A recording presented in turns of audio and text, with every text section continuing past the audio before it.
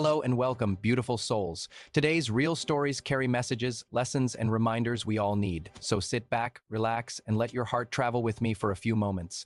Today, I have two amazing real stories for you from the Middle East. Always remember, the stories I share with you are, by Allah's permission, at the highest level of authenticity. I hope you benefit, comment, and participate, dear friends, and help spread meaningful content that calls for virtue, good character, and strong faith. I ask Allah to benefit us and you with what we say and hear. Have you ever seen generosity come back to you instantly multiplied by 4? This real story from Makkah will leave you speechless. Sometimes the smallest act of kindness breaks a heart open. And sometimes Allah responds in a way you never expect. Listen to how 150 riyals changed to lives in one night. Story 1. The night Allah returned her charity times for about 10 years ago, we had an Indian driver. He was a good man, prayed in the masjid, lowered his gaze, polite, respectful, and always behaved well. Sometimes. As you know, drivers get traffic violations. However, the rule is that the driver is responsible for the violation because they are the one driving the car. I would help him at times and pay the fines for him. One day, I told him, "Listen, Muhammad, I'm not going to pay any more violations for you. I've helped you many times, but from now on, you handle your own fines." He agreed. Later, he received a 150 riyal fine. I reminded him it was on him. Then came Ramadan. I have a habit in Ramadan. I am very committed to praying in the Masjid Isha, Taraweeh, and in the last 10 nights, Qiyam, Muhammad was the one who drove me there. On the last night of Ramadan, I handed him his salary so he could send it to his children for Eid. I deducted the 150 riyals for the violation. He became upset, almost pleading, "Madam, please give me the 150. I have difficult circumstances, and my children need things for Eid." I refused, thinking that being too lenient doesn't help. He parked at the masjid door, and I walked inside. But in the courtyard, a strange feeling hit my heart. I said to myself, "You're in Ramadan. The last night of Ramadan, and he might truly be in need. Why did you break his heart?" I turned back, thinking he had already left. Subhanallah, he was still there, head resting on the steering wheel, looking like he was crying. I knocked and said, "Muhammad, take the 150. I forgive you." His face lit up instantly. "Allah reward you, madam. Allah reward you," he repeated with heartfelt emotion. I went inside, prayed Isha, Taraweeh, and Qiyam. Afterward, I needed to buy something for Eid. The shops stay open all night in the last 10 days. I told Muhammad to take me. He was happy, smiling with joy. I entered a store, picked 2 items worth 600 riyals, paid by card, and the bank sent a message confirming the deduction.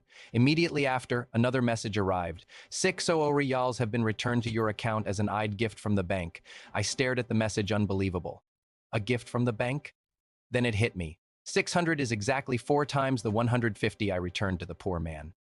It felt like a message from Allah. You relieve the distress of someone in need, so I am giving you more. This is natural, dear listeners. Whatever good you send forth for yourselves, you will find it with Allah. This is what real stories teach us. Allah blesses your wealth, sometimes not by increasing it, but by protecting you from hardships that would have cost you money. That is Barakah. 1. The power of mercy comes back to you. Showing compassion, especially towards someone in need, opens the doors of Allah's blessings. Rayan's small act of kindness returned multiplied exactly 4 on the same night. 2. Barakah doesn't always come through increase. Sometimes Allah blesses your wealth not by giving more, but by protecting you from harm or compensating you in unexpected ways. This story illustrates Barakah in a clear, practical way.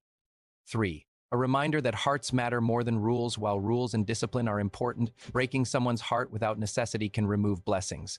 This story teaches emotional intelligence, empathy, and the importance of softening the heart, especially in Ramadan. If this story inspired you, hit like and share it with someone who needs a reminder of Allah's plan. Let's start the second story. Story to happened in the year 2000. Buried crime for years comes to light. You may escape people. You may hide your crime, but your own tongue may betray you. Listen to how a whispered confession under anesthesia exposed the truth. When Allah decides to reveal the truth, no distance, no time, and no silence can hide an oppressor. This real story from Libya proves that divine justice never sleeps. Libya brings many foreign workers, especially from Egypt. 2 Egyptian brothers lived with a 3rd Egyptian man. A financial dispute broke out. The 2 brothers plotted together and killed the 3rd man inside their shared accommodation. They put his body in a sack and debated how to get rid of it. One suggested throwing it into the sewage pit beside Bani Walid Hospital at night. They did exactly that, then went on with their lives. One brother traveled back to Egypt, while the other stayed but moved to a different city. Later, the hospital faced a sewage blockage. When the municipality truck came to drain it, a decomposed human body appeared. Police investigated but found no leads.